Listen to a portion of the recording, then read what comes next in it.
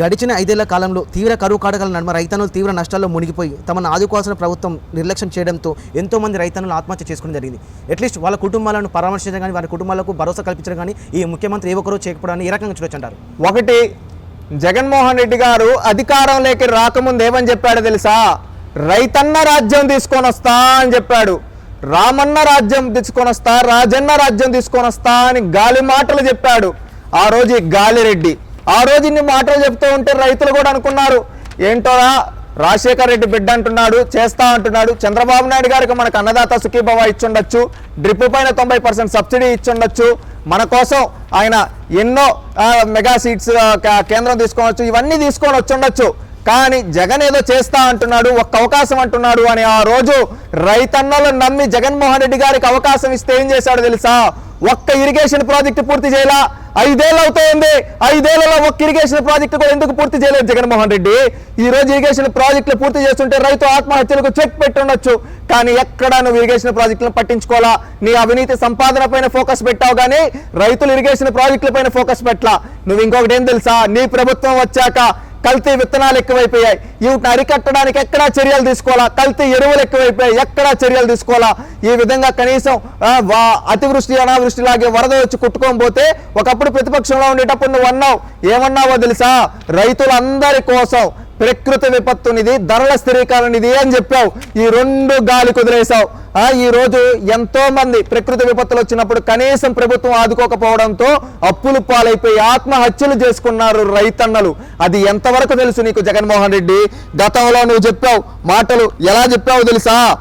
రైతుల కుటుంబాల్లో జరగరానిది ఏదైనా జరిగితే వెంటనే స్థానిక ఎమ్మెల్యేతో కలిసి కలెక్టర్ వారింటికి వెళ్ళాలి, ఆత్మహత్య చేసుకున్న రైతు కుటుంబాలకు 7 లక్షల వరకు పరిహారం ఇవ్వాలి, అది 7 రోజుల్లోనే అందించాలి. అన్నదాతల విషయంలో సానుభూతి మానవీయత ఉండాలి. మనిషే చనిపోయిన తర్వాత మనం కూడా తోడుగా లేకుంటే సరైన సందేశం ఇచ్చినట్టు కాదు. బాధితులకు ఆత్మసైద్యం ఇవ్వడమే మన ఉద్దేశం అంటూ జూలై 10వ తేదీన 2019 సమీక్షా సమావేశం కలెక్టర్ల ఎస్పీలతో నువ్వు చెప్పిన మాటలు జగన్మోహన్ రెడ్డి. కానీ వాస్తవంగా ఏం జరిగిందో తెలుసా? రాష్ట్రంలో ఒక్కొక్క సంవత్సరం 1000-100 మందికి పైగా రైతులు ఆత్మహత్యలకు పాల్పడుతున్నారు. కనీసం వారిలో 1% మందికి ఇళ్లకు కూడా ఏ కలెక్టర్ వెళ్ళలేదు, ఏ ఎమ్మెల్యే వెళ్ళలేదు. దాఖలాలు సాయం కోసం బాధితులు నెలలు ఏళ్ల తరబడి కార్యాలయాల చుట్టూ తిరుగుతున్నా ఓదార్పులు కూడా లేదు నీ ప్రభుత్వంలో జగన్మోహన్ రెడ్డి. మాటల్లో మాత్రం 7 లక్షలు కలెక్టర్లు ఎమ్మెల్యేలు అందరూ వెళ్ళాలన్నావు. వాస్తవికం లేకొస్తే ఒక్క ఎమ్మెల్యే వెళ్ళలేదు, ఒక్క కుటుంబానికి నువ్వు 7 లక్షలు ఇవ్వలేదు. ఈ విధంగా ఇవ్వకుండా వాళ్ళ కుటుంబాలు రోడ్డున పడ్డానికి కారకుడు నువ్వు కాదా? ఈ విధంగా నువ్వేమని చెప్తున్నావు జగన్మోహన్ రెడ్డి? ఒకప్పుడు సాయం చేస్తా అన్నావు, ఈ రోజు సాయం రాకుండా ఎంతమంది బాధపడుతున్నారు తెలుసా? 43 జీవోపై నువ్వు మాట తప్పిన దాంతో ఎంతమంది నష్టపోయారు తెలుసా? మళ్ళీ రైతులు ఎలా ముందుకొస్తారు నీ కోసం, నీ ప్రభుత్వం కోసం జగన్మోహన్ రెడ్డి?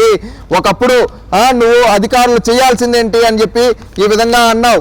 ఏమంటే ఆత్మహత్యలు రైతు కుటుంబాలకు సత్వరమే భరోసా ఇస్తామంటూ 2019 అక్టోబర్ 14న జగన్ ప్రభుత్వం జీవో 43 తీసుకొచ్చి దాని ప్రకారం బాధిత కుటుంబాలను కలెక్టర్ స్థానిక ఎమ్మెల్యే పరామర్శించి వారికి ధైర్యాన్ని ఇవ్వాలి. అదే రోజు విఆర్ఓ సంఘటన జరిగిన ప్రాంతానికి వెళ్లి రైతు కుటుంబాల వివరాలు సేకరించాలన్నారు. ఈ రోజు వరకు ఎంతమందివి సేకరించావు?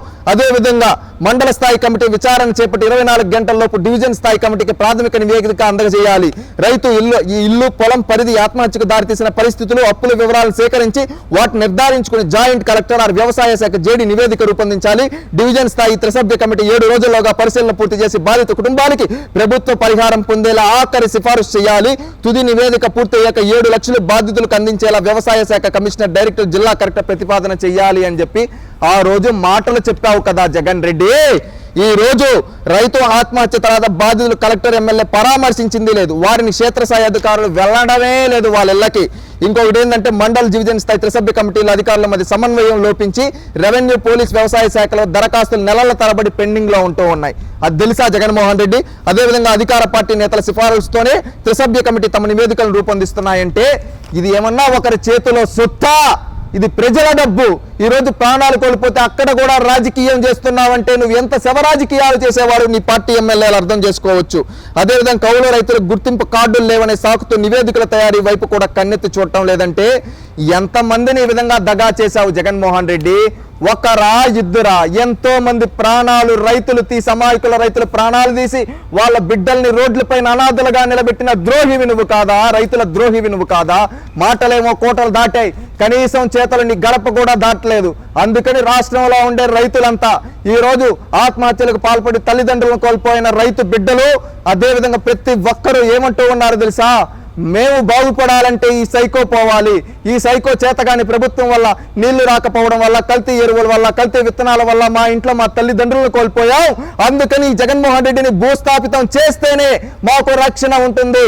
అందుకని మేము జగన్ ఓడిస్తామని ప్రతి ఒక్క రైతు బిడ్డ కంకణం కట్టుకొని ఇవి ఈ రోజు ఆలోచిస్తూ ఉన్నారు. అదేవిధంగా కొంతమంది అంటూ ఉన్నారు, ఈ రోజు వాళ్ళ ఇంట్లో జరిగింది రేపు మా ఇంట్లో జరిగినా కనీసం ఈ ప్రభుత్వం పట్టించుకోదు. అందుకని ప్రతి ఒక్క రైతు బిడ్డ ఆలోచించాల్సింది ఏంటంటే రైతు బ్రతకాలంటే, రాష్ట్రం గెలవాలంటే జగన్ పోవాలి అని ఈ రోజు నినాదంతో ముందుకొస్తున్నారు. ఇంకా మిగిలిన రైతులందరూ కూడా ముందుకొచ్చి రేపు మే 13వ తేదీన మన రైతుల్ని దగా చేసిన, కల్తీ విత్తనాలు కల్తీ ఎరువులతో మనల్ని మోసం చేసిన, ఇరిగేషన్ ప్రాజెక్టులను గాలి కుదిరేసిన జగన్మోహన్ రెడ్డిని గద్దె దించుదాం, చంద్రబాబు నాయుడిని గెలిపించుకుందాం, ఇరిగేషన్ ప్రాజెక్టులు పూర్తి చేసుకుందాం. రండి కదలి రండి.